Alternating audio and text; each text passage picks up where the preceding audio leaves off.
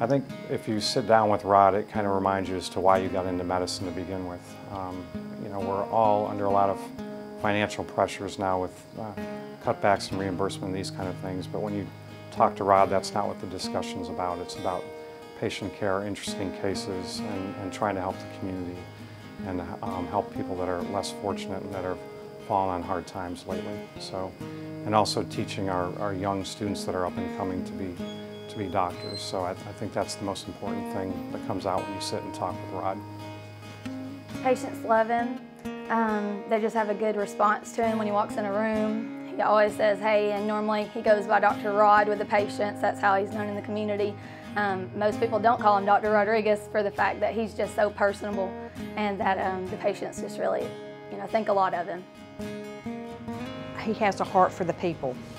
I don't know that I've ever seen him turn anybody away, and if there was something that he couldn't address or help, he would always come to me and say, Deborah, you have these avenues. What can we do? Where can we go? I can't say enough about him. It just comes from the heart. All you have to do is go and love the people. There's a lot of patients now without insurance due to the economy, and so the need that people feel like they can't get health care because they don't have any money, they don't have any insurance. This allows them to be able to go there, and they're usually waiting at the doors ready when the clinic opens so that they can get that health care, and that's a big asset to the community. He usually takes off at least twice a year, and usually that's for missions.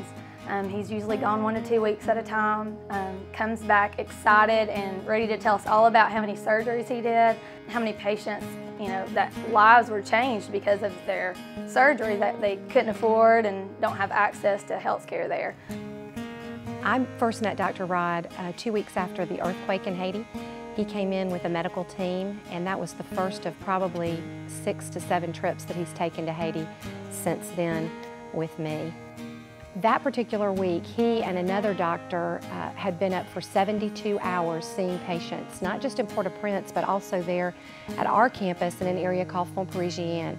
We have a clinic and an OBGYN center there that was turned into a surgical center after the earthquake because we had a small surgical suite. And they just didn't stop. The influx of people never stopped, and so for 72 hours, those men worked compassionately, consistently, taking care of people.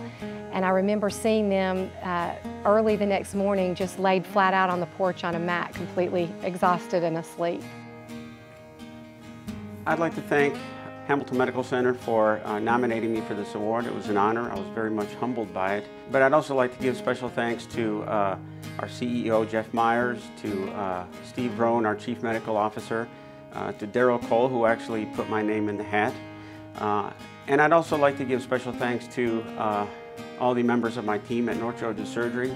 Special mention to Wendy Zahner and the folks at Haitian Christian Mission, who also awakened in me the spirit of helping others. I also wanted to thank the folks at the Deo Clinic for working with me to make the vision of providing health care for the poor a reality in our own community. And I'd like to thank my family, my children, and all my friends who have gone with me on this journey over the years.